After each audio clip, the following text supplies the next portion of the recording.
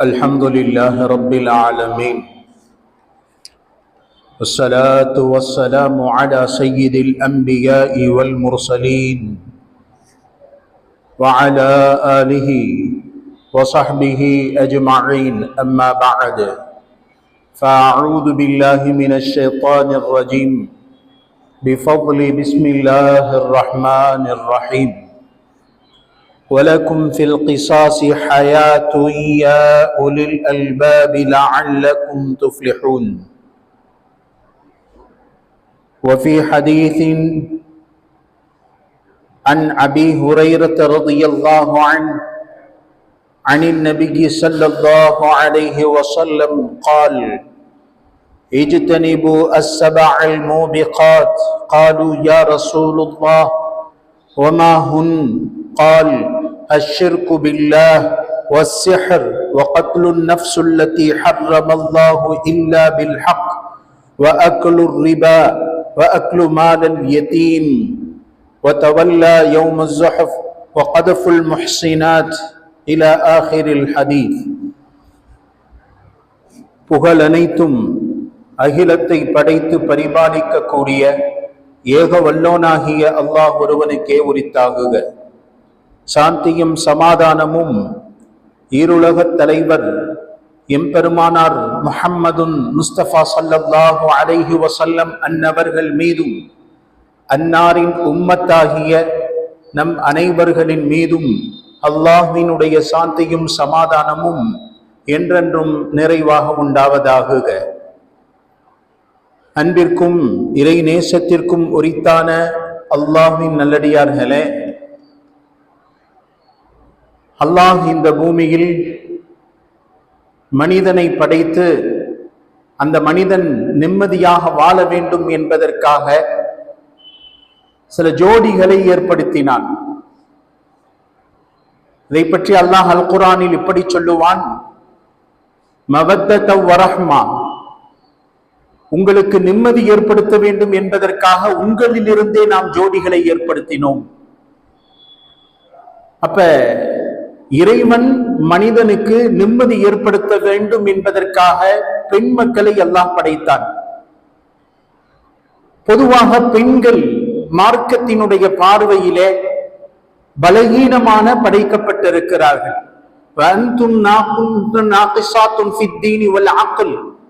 பொதுவாக குறைவான மார்க்கம் கொடுக்கப்பட்டவர்களாக, உடல் ரீதியான பலகீனமானவர்களாக அவர்கள் படைக்கப்பட்டிருக்கிறார்கள்.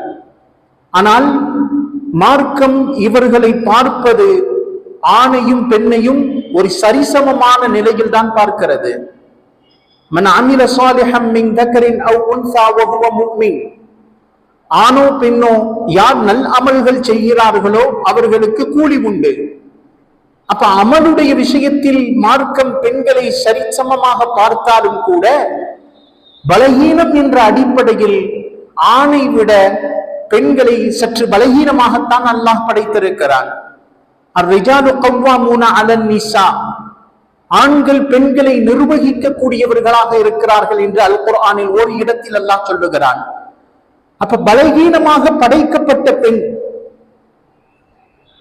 அதிகமாக சில நேரங்களில் சில இடங்களில் அத்துமீறப்படுவதை சமீப காலமாக நம்மால் பார்க்க முடிகிறது. செய்திகளில் எடுத்து பார்க்கிறோம், செய்தித்தாள்களிலேயும் இன்னும் பிற தொலைக்காட்சிகளிலேயும் நம்மால் பார்க்க முடிகிறது. சமீப நாட்களாக பெண்களின் மீது அத்துமீறல்களும் கூட்டு பாலியல் பலாத்காரங்களும் சமீப நாட்களாக அதிகரித்துக் கொண்டே வருகிறது. அதுவும் குறிப்பாக நம்முடைய இந்த நாட்டில பெண்களின் மீது இருக்கக்கூடிய ஒரு அத்துமீறல்கள் அதிகமாகிக் கொண்டே இருக்கிறது. ஆசிஃபா என்னும் சொல்லக்கூடிய சிறுமி ஒரு கருவறையில் வைத்து கொலை செய்யப்படுகிறாள். அதை கைது செய்து அந்த பாலியல் வன்முறைக்கு உட்படுத்தப்பட்டவர்களை சிறையில் அடைத்ததும் கூட அவர்களை வெளியில் வர வேண்டும் என்பதற்காக பல கூட்டங்கள், கோஷங்கள், தேசிய கொடியை ஏந்தி கொண்டு போராட்டம் நடத்திய அவல நிலை நம்முடைய நாட்டில் நம்மால் பார்க்க முடிகிறது. குஜராத்திலே பில்கிஸ் பானு என்ற ஒரு பெண் பல ஆண்களுக்கு மத்தியில் அவரை சின்ன பின்னப்படுத்தப்பட்டு அவள் பாலியல் வன்முறைக்கு உட்படுத்தப்பட்டிருக்கிறாள் என்ற செய்தியும் நம்முடைய நாட்டில் பார்க்க முடிகிறது. சமீபத்தில் கல்கத்தாவில் நடந்த ஒரு மருத்துவ கல்லூரி மாணவி படுகொலை செய்யப்பட்டதும் இதற்கு சாட்சியாக இருக்கிறது. அப்ப இவ்வளவு பெண்களின் மீது வன்முறைகள் இந்தியாவினுடைய தலைநகரமாக டெல்லியிலும் கூட ஓடும் பேருந்தில் ஒரு பெண் பாலியல் வன்முறைக்கு உள்ளாக்கப்பட்டு கொலை செய்யப்பட்டு இருக்கிறார். இப்ப சமீப நாட்களாக பெண்களின் மீது இருக்கக்கூடிய அத்துமீறல்களும் வன்முறைகளும் தாக்குதல்களும் அதிகமாக நம்மால் பார்க்க முடிகிறது. இதற்கு தீர்வுதான் என்ன? எந்த சட்டம் அமல்படுத்தப்பட்டால் இந்த அத்துணை குற்றங்களுக்கும் தீர்வு பார்க்கப்படும்? அண்ணல் காந்தியடிகள் கூட ஒரு சமயம் இப்படி ஒரு வார்த்தை பயன்படுத்துவார், வரலாற்றில் பதித்திருக்கிறார்கள். இந்திய தேசம் முழுமையான சுதந்திர காற்றை சுவாசிக்க வேண்டும் என்று சொன்னால் நீதியின் அரசரான உமர் பின் ஹத்தாபினுடைய ஆட்சி இந்தியாவில் நிகழ்ந்தால் மாத்திரம்தான் இது சாத்தியமாகும். விளங்கி வைத்திருந்தார் அண்ணல் காந்தியடிகள். அப்ப இஸ்லாத்தினுடைய ஆட்சி எந்த இடத்தில் நிகழ்ந்து கொண்டிருக்கிறதோ அந்த ஆட்சியில் குற்றங்கள் குறைந்து போகும். நிதர்சனமான உண்மை. எந்த இடத்தில் இஸ்லாமிய ஆட்சிகள் குறைந்து இருக்கிறதோ அந்த இடத்தில் மார்க்கத்தின் அடிப்படையில் ஆட்சி செய்யப்படுகிறதோ குற்றங்கள் முழுமையாக குறைந்து போகும். உலகளாவிய ரீதியில் எந்தெந்த நாடுகளில் குற்றங்கள் குறைவாக இருக்கிறது என்ற ஒரு சர்வேவை காட்டுகிறார்கள். அதில் இஸ்லாமிய ஆட்சி நிறுவப்பட்டிருக்கக்கூடிய சவுதியில் போன்ற நாடுகளில் கூட 3% குற்றங்களாக குறைந்திருக்கிறது. இந்தியா போன்ற நம்முடைய நாடுகளில் 60% குற்றங்கள் அதிகரித்துக் கொண்டே இருக்கிறது. இன்றைக்கு அறிக்கையின் வெளிப்பாடு 2022 ஆண்டின் கணக்கின்படி பெண்களின் மீதாக இருக்கக்கூடிய பாலியல் வன்கொடுமைகளினுடைய சட்டம் வழக்குகள் மொத்தம் 4,45,252 வழக்குகள் பதிவாகி கொண்டே இருக்கிறது. ஒரு ஆய்வின்படி சொல்லி காட்டுறாங்க, ஒரு மணி நேரத்திற்கு பெண்களின் மீது இருக்கக்கூடிய பாலியல் வன்கொடுமைகளும் அத்துமீறல்களும் பெண்களின் மீது இருக்கக்கூடிய வன்புணர்வுகளும் சுமார் 56 FIR இந்தியாவில் மட்டும் பதிவாகி கொண்டிருக்கிறது. அறிக்கையின் வெளிப்பாடு. அப்ப இவ்வளவு குற்றங்கள் அதிகமாகி கொண்டே இருப்பது, இதற்கு தீர்வு என்ன? எந்த இடத்தில் மார்க்கத்தின்படி அமல் செய்யப்படுகிறதோ, ஷரியத்தினுடைய சட்டங்கள் சொல்லப்படுகிறதோ அந்த இடத்தில் முற்றிலுமாக குற்றங்கள் குறைந்து போகும். மார்க்கத்தினுடைய சட்டங்கள் ஒவ்வொன்றாக நாம் எடுத்து பார்க்க வேண்டும். சில நபர்கள் சொல்லுவார்கள், திருடினான் என்பதற்காக வேண்டி கையை வெட்டுவதா, மது குடித்தான் என்பதற்காக வேண்டி கசையடிகள் சாத்தியமா, கொலைக்கு பகரமாக கொலையா? இது என்ன அநியாயம்? மனித வனம் அத்துமீறலாக இருக்கிறதே. சில நபர்கள் கோஷமிடுவார்கள். மார்க்கம் நன்றாக கவனிக்க வேண்டும். இது போன்ற கோஷத்தினர் அவர்களுக்கு அந்த பிரச்சனை அவர்களுடைய குடும்பத்திலோ அவர்களுடைய வீட்டிலோ இந்த பிரச்சனை ஏற்பட்டால் அவர்களுடைய வார்த்தை இப்படி இருக்காது. ஷரியத்தினுடைய மார்க்கத்தினுடைய சட்டங்கள், குற்றவியல் சட்டம் அனைத்தும் பாதிக்கப்பட்டவர்களுடைய மனோநிலையை கவனித்து பேசும். பாதிக்கப்பட்டவனுடைய இடத்தில் இருந்து ஒருவன் பேசக்கூடிய வார்த்தையை ஷரியத் பேசுகிறது. அதனால் தான் உலகத்தில் எந்த நாட்டில் ஷரியத்தினுடைய சட்டங்கள் அமல்படுத்தப்பட்டு இருக்கிறதோ அந்த நாட்டில் குற்றங்கள் 3% குறைந்து போனது. ஆய்வாளர்களுடைய அறிக்கை. ரசூலுல்லாஹி ஸல்லல்லாஹு அலைஹி வஸல்லத்துடைய காலத்தில் குற்றங்களே இல்லாத ஒரு நாட்டை ரசூலுல்லாஹி ஸல்லல்லாஹு அலைஹி வஸல்லம் உருவாக்கி காட்டினார்கள்.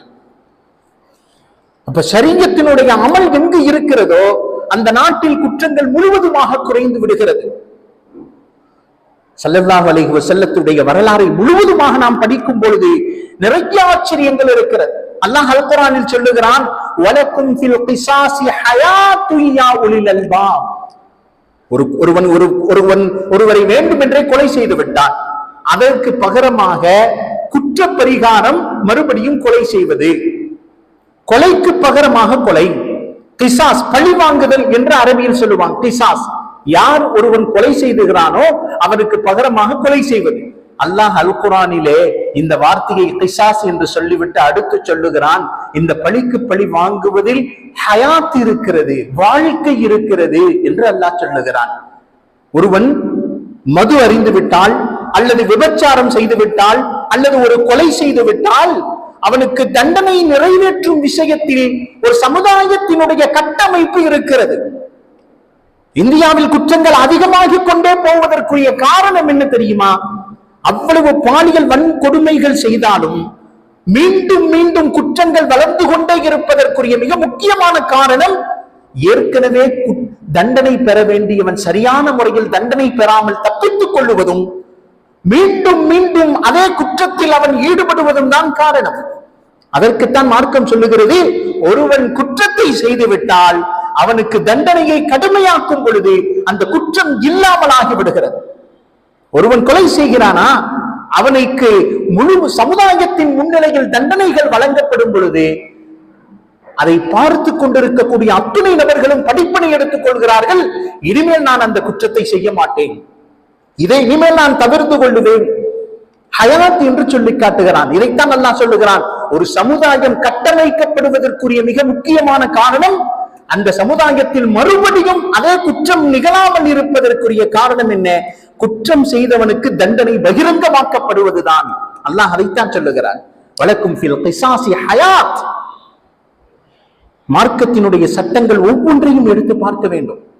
ஒரு கதை ஒன்று படித்த ஞாபகம். ட்ரெயின்ல ஒருத்தர் பயணம் செய்து போய்கொண்டே இருக்கிறார். ட்ரெயின்ல போய்கொண்டே இருக்கும் பொழுது எல்லோரும் டிக்கெட்டை டிடிஆர் காட்டுறாங்க. டிடிஆர் வந்து கொண்டிருக்கிறார். டிக்கெட்டை எடுத்துக்கொண்டு டிடிஆர் எல்லோரும் காமிக்கிறாங்க. பேசிக்கொண்டிருந்தவர், என்ன மார்க்கத்தில் இவ்வளவு கடுமையான சட்டம் இருக்கிறது? ஒரு திருடினான் என்பதற்காக வேண்டி கையை வெட்டுவதா? ஒரு மது குடித்தான் என்பதற்காக வேண்டி கசையடிகளா, சாட்டையடிகளா? இது எல்லாம் ரொம்ப கடுமையான சட்டமாக இஸ்லாமிய மார்க்கமாக இருக்கிறது என்று பேசிக்கொண்டிருந்த ஒரு நபரிடத்துல டிடிஆர் வந்து கேட்கிறாரு, தம்பி உங்க டிக்கெட்டை கொடுங்க.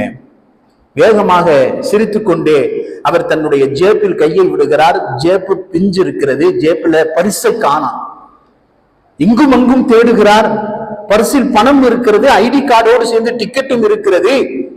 தன்னுடைய பை முழுவதையும் துளாவி பார்க்கிறார், டிக்கெட் கிடைக்கவில்லை. அழுது கொண்டே இருக்கிறார். ஒரு நேரத்தில் வாக்குவாதம் டிடிஆரோடு முற்றி போகிறது. கோபத்தில் டிடிஆர் ட்ரெயினுடைய சங்கிலியை பிடித்து எடுத்து நடு காட்டிலே நிப்பாட்டி விடுகிறார். அந்த நடு காட்டிலே அவர் இறக்கப்படுகிறார். அதே நிலையில் இறங்கியவுடன் இந்த காட்டிலே அழுது கொண்டே சொல்லுகிறார், என் கையில மட்டும் அந்த திருடுன பர்ச திருந்தவன் கிடைச்சானா அவன் கையை வெட்டாம விட மாட்டேன், அவன் கையை நான் வெட்டாமல் விட மாட்டேன். அதைத்தான் மார்க்கம் சொல்லுகிறது. ஒருவன் திருடினான் என்றால் அவனுக்கு கை வெட்ட வேண்டும். அப்போ ஒரு நபரின் வாழ்க்கையிலே குற்றங்களும் குறைகளும் மற்றவருடைய வாழ்க்கையில் நிகழ்ந்து கொண்டிருக்கும் வரைக்கும் அது நமக்கு வேடிக்கையாக இருக்கும். ஆனால் மார்க்கம் சொல்லுகிறது, உன் வாழ்க்கையில் அது நிகழ்ந்து விட்டால் மார்க்கத்தை நீ பார்க்கக்கூடிய பார்வை அது சரிசமமாக இருக்கும். மார்க்கத்துடைய அத்துணை சட்டங்களும் இதைத்தான். முதல் கட்டமாக மார்க்கம் ஒருவனுக்கு தண்டனை கொடுப்பதை 3 கட்டங்களாக பிரிக்கிறது. 3 விதமான தண்டனையை மார்க்கம் அதை சொல்லி காட்டுகிறது. முதலாவது சொல்கிறாங்க அல் கிஸாஸ். ஒருவன் ஒரு குற்றத்தை செய்கிறான், அந்த குற்றத்திற்கு பழிக்கு பழி வாங்குவது. எந்த அளவிற்கு ஒருவன் குற்றத்தை செய்தானோ அதே அளவிற்கு குற்றம் இழைவித்தவனின் மீது பழிக்கு பழியாக வாங்குவது. இது ஒரு சட்டம். இரண்டாவது சொல்கிறாங்க அல் ஹுதூத், தண்டனைகளை நிறைவேற்றுவது. சாட்டையடியாக இருக்கட்டும், கசையடிகள், இது போன்ற தண்டனைகள் நிறைவேற்றுவதற்கு அரபியில் ஹுதூத் என்று சொல்லுவாங்க. மூன்றாவது அத்தஅஸீரா, அவரை சிறையில் அடைப்பது. ஒருவர் ஒரு குற்றத்தை செய்கிறார் என்று சொன்னால் அதில் சிறையில் அடைப்பது என்பதும் மார்க்கத்தினுடைய குற்றவியல் சட்டத்திலே வந்துவிடும். 3 விதமான சட்டங்களை மார்க்கம் சொல்லி காட்டுகிறது. முதலாவது, ஏன் மற்ற எல்லா நாட்டு தலைவர்களும் இஸ்லாமிய ஆட்சியை விரும்புகிறார்கள் தெரியுமா? மார்க்கம் முதலில் ஒரு சமுதாயத்தை கட்டமைப்பதற்குரிய அடிப்படை தேவைகளை சொல்லி காட்டுகிறது. ஒரு குற்றம் நிகழ்வதற்குரிய அடிப்படை காரணம் என்ன? உன் பார்வையை தாழ்த்திக்கொள், மார்க்கம் சொல்லுகிறது. உன் பார்வையை தாழ்த்திக்கொள்.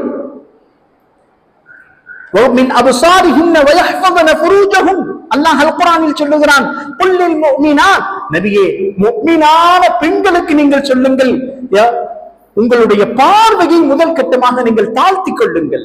அங்கிருந்துதான் ஆரம்பமாகுது. மது குடிக்கும் பழக்கம், விபச்சாரம் முதல் கட்டமாக பார்வையிலிருந்து ஆரம்பமாகிறது. அந்த பார்வையை முதல் கட்டமாக மார்க்கம் தடை செய்கிறது. முதல் கட்டமாக நீ பார்க்கக்கூடிய பார்வை அது ஹலால், இரண்டாவது நாம் பார்க்கக்கூடிய பார்வை ஹராமாகி விடுகிறது. எனவே உன் பார்வையை தாழ்த்திக்கொள் என்று மார்க்கம் முதல் தடவையாகவே பணிகிறது. இரண்டாவதாக சொல்லி காட்டுகிறது, ஒரு பெண் தன்னுடைய மஹரமான துணை இல்லாமல் வேறு எந்த இடங்களுக்கும் டிராவல் செய்வதற்கு அனுமதி இல்லை ரசூலுல்லாஹ் ஒரு ஹதீஸ்ல சொல்றார். அப்ப இது போன்ற ஷரியத்துடைய சட்டங்களை நாம் பின்பற்றும் பொழுதே முழுமையாக குற்றங்கள் குறைவதற்குரிய காரணமாக ஆகிவிடுகிறது. ஒரு ஹதீஸில் ரசூலுல்லாஹ் இப்படியே சொல்லுவார்கள், எந்த ஒரு முஃமினான ஒரு பெண்ணுக்கும், அல்லாஹ்வையும் ரசூலையும் தூதராக அல்லாஹ் ரப்பாக ஏற்றுக்கொண்ட ஒரு பெண்ணுக்கு மஹரம் இல்லாத ஒரு நபரோடு பயணம் செய்வது ஹலால் ஆகாது என்றார்கள் ஸல்லல்லாஹு அலைஹி வஸல்லம். அப்ப முதலாவது சட்டத்துடைய முதல் பகுதி பார்வையை தாழ்த்துதல், இரண்டாவது மஹரமான ஆண் துணை இல்லாமல் ஒரு பெண் வெளியாகாமல் இருப்பது, மஹரமான ஆண் துணைகளோடு வெளியாகுது. தன் தந்தை, தன் சகோதரர்கள் இவர்களோடு ஒரு பெண் டிராவலிங் ஏற்படுத்தி கொள்ள வேண்டும். அது எந்த அளவுக்கு நாம ஹஜ்ஜுக்கு போனாலும் சரி, இன்றைக்கு பல பெண்கள் ஹஜ்ஜுக்கு செல்லும் போது கூட ஆண் துணை இல்லாமல் செல்வதை நம்மால் பார்க்க முடிகிறது. ஹஜ்ஜுக்கு செல்லக்கூடிய நேரத்திலும் கூட மஹரமானவர்களோடு தான் செல்ல வேண்டும், மார்க்கம் சொல்லி காட்டுகிறது.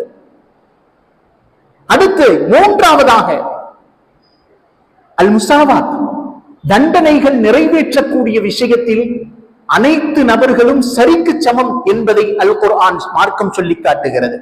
ஒருத்தன் குற்றம் நிகழ்ந்து விட்டது, சரியான சாட்சியங்களோடு அது நிரூபணமாகிறது, அப்பொழுது தண்டனை நிறைவேற்றக்கூடிய விஷயத்தில் அல்லாஹ்வாக இருக்கட்டும், ரசூலாக இருக்கட்டும், அவர்களை பின்பற்றி வந்த சஹாபாக்களாக இருக்கட்டும், யாரும் தனக்கு நெருக்கமானவர் என்றோ தனக்கு பிடித்தமானவர் என்றோ தயவுதாட்சணைகள் காட்டியதில்லை. அல் முசாவா, உமர் ரலியல்லாஹு அன்ஹு அவர்கள் தனக்கு ஆட்சிக்கு கீழுள்ள எல்லா கவர்னர்களிடத்திலும் இந்த கடிதத்தை எழுதுவார்களாம், நீங்கள் அல்லாஹை அஞ்சிக் கொள்ளுங்கள், தண்டனை நிறைவேற்றும் விஷயத்தில் நீங்கள் பாராபட்சம் பார்க்க கூடாது. உமர் ரலியல்லாஹு கடிதத்தை எழுதுவாங்களாம். சிரியாவில் இருந்து ஒரு கடிதம் வருகிறது. அந்த சிரிய நாட்டினுடைய ஆளுநராக ஹஜ்ரத் அபூ உபைதா இப்னு ஜர்ராஹ் ரலியல்லாஹு அன்ஹு அவர்கள் நியமிக்கப்பட்டிருந்தார்கள். அந்த நேரத்தில் அந்த கடிதத்தை வாங்கி உமர் பின் கத்தாப் ரலியல்லாஹு அன்ஹு படிக்கிறாங்க. யாமீருல் முஃமினீன், சிரியாவில் எங்க நாட்டு மக்கள் அதிகமாக மது குடித்துக் கொண்டிருக்கிறார்கள், என்ன செய்வது? மது குடித்துக் கொண்டிருக்கிறான், அவன் குடிப்பதோடு மட்டுமல்ல அவனை பார்ப்பவனை எல்லாம் கெடுத்துக் கொண்டிருக்கிறான், என்ன செய்வது? அமீருல் முஃமினீன் உமர் பின் கத்தாப் ரலியல்லாஹு அன்ஹு கடிதத்திற்கு பதிலளிக்கிறார்கள். யார் ஒருவர் மது குடிக்கிறார் என்று சொன்னால் 80 கசையடிகள், சாட்டையடிகள் நீங்கள் கொடுங்கள் என்று கடிதத்தில் பதிலாக அனுப்புகிறார்கள். அது நேராக சிரியாவில் அபு உபைதாவினுடைய கையில் வந்து சேருகிறது. காலங்கள் உருண்டோடுகிறது. எந்த கடிதத்திற்கு உமர் பின் கத்தாப் ரலியல்லாஹு அன்ஹு பதிலளித்தார்களோ அவர்களுடைய மகன் ஹஜரத் அபு ஷஸ்மா என்று சொல்லக்கூடிய ஒருவர், உமர் பின் கத்தாப் ரலியல்லாஹு அன்ஹுடைய மகன் அபு ஷஹ்மா என்று சொல்லக்கூடிய ஒரு நபர் மது குடித்து விட்டார். நிரூபணமானது. அவரை ஒரு யூதன் ஒருவன் தன் வீட்டிற்கு அழைத்து சென்றான். அழைத்து கொண்டு போய் மது ஏதோ பானம் கொடுப்பதாக கூறி அந்த பானத்தில் மதுவை கலந்து விடுகிறான். மது அவர்கள் குடித்து விடுகிறார்கள். போதையில் தள்ளாடி கொண்டிருக்கிறார்கள். சாட்சியங்கள் மூலமாக உமருடைய மகன்தான் மது குடித்திருக்கிறார் என்று நிரூபணமாகிறது. உமர் ரலியல்லாஹு அன்ஹு தன் அவையில் அவர்களை அழைக்கிறார்கள், ஊதச் சொல்லுகிறார்கள். மது அறிந்திருக்கிறான் என்று தெரிகிறது. சாட்டையடிகள் கொடுப்பதற்கு தயாராகிறார்கள். உத்தரவிட்டார்கள், இவருக்கு கசையடியை கொடுக்க வேண்டும். 80 கசையடிகள். 80 கசையடியை கொடுக்க ஆரம்பித்துக் கொண்டிருக்கும் பொழுது 60 கசையடியில் அவர் சுருண்டு கீழே விழுந்து விடுகிறார். கீழே விழுந்தவுடன் 61வது கசையடி கொடுக்கும் பொழுது அவருடைய உடலில் இருந்து உயிர் பிரிய ஆரம்பிக்கிறது. உமர் பின் கத்தாப் ரலியல்லாஹு அன்ஹு தன் மகனுடைய இறப்பை பார்த்து கொண்டே இருக்கிறார்கள், கண் கலங்குகிறார்கள். சொல்லுகிறார்கள் உமர் பின் கத்தாப் ரலியல்லாஹு அன்ஹு, ஃபஅக்பிர் இன்ன உமர் பின் கத்தாப் அத்தா ஹுகூமல் அமானா. நீங்கள் இங்கிருந்து உயிர் பிரிந்து நீங்கள் ரசூலுல்லாஹ்வை சென்று சந்திக்கும் பொழுது ரசூலுல்லாஹ்விடத்தில் நீங்கள் சொல்லுங்கள், இந்த உமர் ஷரியத்தினுடைய சட்டத்தை முழுமையாக பின்பற்றிக் கொண்டிருக்கிறார் என்பதை நீங்கள் சொல்லி ரசூலுல்லாஹ்வுக்கு என் சலாத்தை சொல்லுங்கள் என்று தன் மகனுடைய உடலை பார்த்து பேசிய வரலாறுகள் உண்டு. யோசித்து பார்க்கிறோம். அண்ணல் காந்தியடிகள் சொன்ன வார்த்தை இதுதான். உலகத்தில் எந்த நாட்டில் உமர் பின் கத்தாப் ரலியல்லாஹு அன்ஹு ஆட்சி நிகழுமோ அந்த நாடு நிம்மதியான காற்றை சுவாசிக்கும் என்றார்களே. பயந்து கொண்டே இருப்பார்களாம் உமர் பின் கத்தாப் ரலியல்லாஹு அன்ஹு. அல்லாஹ் நாளை மறுமையில் என்னுடைய ஆட்சியின் கீழ் இருக்கக்கூடிய மக்களை பற்றி அல்லாஹ்வின் இடத்தில் கேட்டுவிட்டால் நான் என்ன ஆவது? அதனால தான் அடிக்கடி இரவாக நகர்வலம் வந்து கொண்டே இருப்பார்களாம், நகர்வலம் வந்து கொண்டே இருப்பார்கள். ஒரு நேரத்தில் ஒரு கூடாரத்தில் இருந்து சப்தம் வருகிறது, குழந்தையின் அழக்கூடிய சப்தம். அந்த கூடாரத்திற்கு பக்கத்திலே ஒரு தாய் ஒரு அடுப்பு சட்டியை வச்சு அதுல சுடுதண்ணி ஊற்றி எரித்து கொண்டிருக்கிறார். உமர் பின் கத்தாப் மாறு வேடத்தில் வந்து பார்க்கிறார்கள். ஒரு பெண் சட்டியில் சுடுதண்ணி எரிந்து கொண்டிருக்கிறது, கூடாரத்திற்கு குழந்தையின் அழுகுரல் சப்தம். உமர் பின் கத்தாப் ரலியல்லாஹு கேட்கிறாங்க, உள்ள குழந்தை அழுந்து கொண்டிருக்கிறதே, சட்டியில் ஒன்றும் இல்லாமல் எரித்துக் கொண்டிருக்கிறாயே, என்ன காரணம்? அந்த பெண் சொன்னுச்சா, அந்த பெண் சொன்னதாம், என்னுடைய குழந்தைக்கு சமைக்கிறதுக்கு ஒண்ணும் இல்லை, என் குழந்தை இதை பார்த்து நினைக்கும், அம்மா எனக்காக வேண்டி சமைத்து கொண்டிருக்கிறாங்க, இன்னும் கொஞ்ச நேரத்துல சாப்பாடு வந்துவிடும் என்று குழந்தை ஏங்கிக் கொண்டே அது தூங்கிவிடும், இப்படியே என்னுடைய காலங்கள் கழிந்து கொண்டிருக்கிறது என்று சொன்னதை கேட்ட உமர் பின் கத்தாப் ரலியல்லாஹு அன்ஹு கேட்டாங்களா, இந்த விஷயத்தை நீங்க போய் அமீருல் முஃமினீனிடத்தில் சொன்னீர்களா, அரசரிடத்தில் சொன்னீர்களா? அந்த பெண் கேட்டதாம், ஏன் என்னுடைய நாட்டை பற்றி என்னுடைய அரசருக்கு தெரியாதா? நான் போய் அமீருல் முஃமினீனிடத்தில் சொல்ல வேண்டுமா என்று சொன்ன வார்த்தையை இமாம் ஷாஹ் வலியுல்லா முஹத்திஸ் தஹ்லவி ரஹ்மத்துல்லாஹி அலைஹி தன்னுடைய உமரை ஃபாரூக் என்ற கிதாபில் பதிவு செய்கிறார். அந்த பெண் கேட்ட வார்த்தையை உமர் பின் கத்தாப் ரலியல்லாஹு அன்ஹு அவர்கள் அதிர்ந்து போனார்கள். கைகளை கடித்துக் கொண்டே தன்னுடைய அரசவைக்கு வேகமாக ஓடினார்கள். கோதுமை மாவை அள்ளிக்கொண்டும் வேகமாக ஓடோடி வந்து அந்த பெண்ணுடைய கரத்தில் கொடுத்ததோடு மாத்திரமல்ல, உட்கார்ந்து அந்த பெண்ணுக்கு சமைத்து கொடுத்தார்கள். அவர்கள் அந்த நெருப்பை ஊதும் பொழுது நெருப்பினுடைய புகை உமர் பின் கத்தாப் ரலியல்லாஹு அன்ஹுடைய தாடியில் உள்ளே சென்று கொண்டிருந்ததை நான் பார்த்தேன் என்று பணியால் சொல்லி காட்டுகிறாரே. அந்த பெண்ணுக்கு சமைத்து கொடுத்து விட்டு பிறகு தன்னுடைய அரசவைக்கு சென்றார்கள் என்று வரலாறுகளில் பார்க்கிறோம். அப்ப ஷரியத்தினுடைய ஆட்சிகள் எங்கு நிகழ்கிறதோ குற்றவியல் சட்டங்கள் முழுமையாக குறைந்து போகும். கிதாபுகள்ல பதிவு செய்கிறாங்க.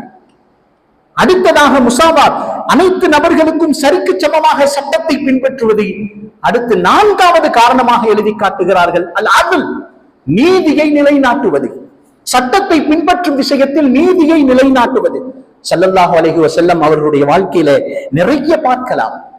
மஹ்சூமா என்ற கோத்திரத்தை சேர்ந்த ஒரு பெண்மணி திருடி விட்டாள். அந்த பெண்மணியுடைய பெயர் ஃபாத்திமா.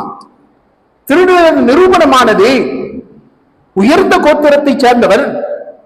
உடனே பெரிய பெரிய தலைவர்கள்லாம் வந்துட்டாங்க. உசாமா பின் ஸைத் ரலியல்லாஹு உசாமா ரலியல்லாஹு அழைத்து சொல்றாங்க, ரசூலுல்லாஹ் நீங்க சொன்னா கேட்பாங்க, அந்த பெண்ணுக்கு கைவெட்டுவதை நிப்பாட்ட சொல்லுங்க. ஸல்லல்லாஹு அலைஹி வஸல்லத்திடத்தில் உசாமா ரலியல்லாஹு அன்ஹு அவர்கள் வந்து நிக்கிறாங்க. யா ரசூலல்லாஹ், அந்த ஃபாத்திமா உயர்ந்த குல பெண்மணி, யா ரசூலல்லாஹ் அவர்களை நீங்கள் மன்னித்து விடுங்கள் என்று சொல்லும் பொழுது பெருமான் ஸல்லல்லாஹு அலைஹி வஸல்லம் அவர்கள் இந்த வார்த்தையை சொன்னார்கள், இன்னமா ஹலக மன் கான கப்லகும் இன்னஹும் இதா சரிகு. இதற்கு முன் உண்டான கூட்டங்கள் அழிந்ததற்குரிய காரணம் என்ன தெரியுமா? அவர்களில் உயர்ந்த குலத்தை சார்ந்தவர்கள் பாவத்தை செய்துவிட்டால், குற்றத்தை செய்துவிட்டால் அவர்களை மன்னித்து விடுவார்கள். அவர்கள் ஒரு சாமானியன், ஒரு ஏழை மக்கள் இது போன்ற குற்றத்தை செய்துவிட்டால் அவர்களுக்கு தண்டனையை நிறைவேற்றுவார்கள். சொல்லிவிட்டு ரசூலுல்லாஹி ஸல்லல்லாஹு அலைஹி வஸல்லம் அவர்கள் சொன்னார்கள், அதஷ்ஃபஉ மின் அஹ்காமில்லாஹ், அல்லாஹ்வுடைய சட்டத்தை நிறைவேற்றுவதில் நீ எனக்கு பரிந்துரை செய்கிறாயா? லவ் கானத் பின்து முஹம்மது ஃபாத்திமா லகதஅது யதஹா, எனது மகள் ஃபாத்திமா இந்த குற்றத்தை செய்திருந்தாலும் அவளுடைய கரத்தையும் நான் வெட்டியிருப்பேன் என்பதாக ஸல்லல்லாஹு அலைஹி வஸல்லம் சொல்லி காட்டுகிறார்.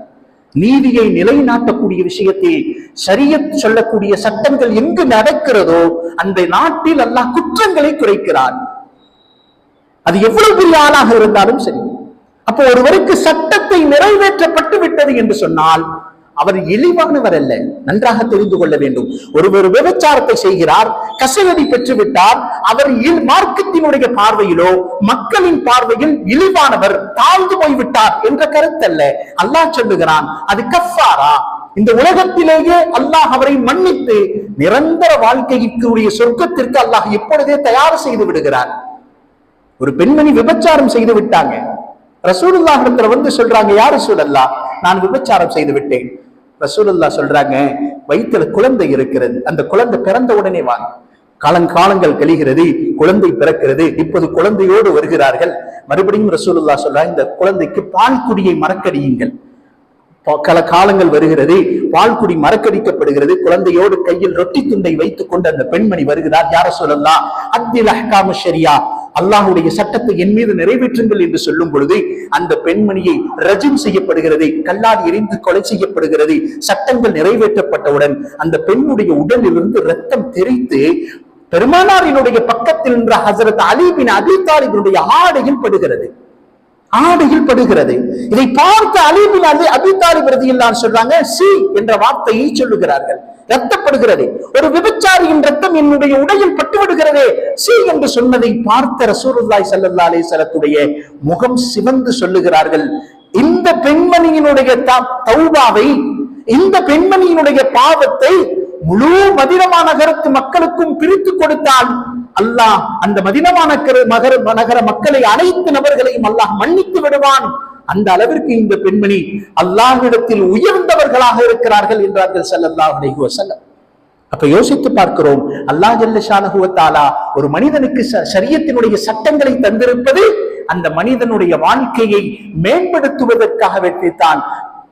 எனவே ஷரியத்தினுடைய சட்டங்களை விளங்கி எல்லா நபர்களுக்கும் நேரான பாதையை காட்டக்கூடிய பாக்கியத்தை அல்லாஹ் ஜல்ல ஷானஹு வ தஆலா நம் அனைத்து நபர்களுக்கும் தந்தருள் புரிவானாக.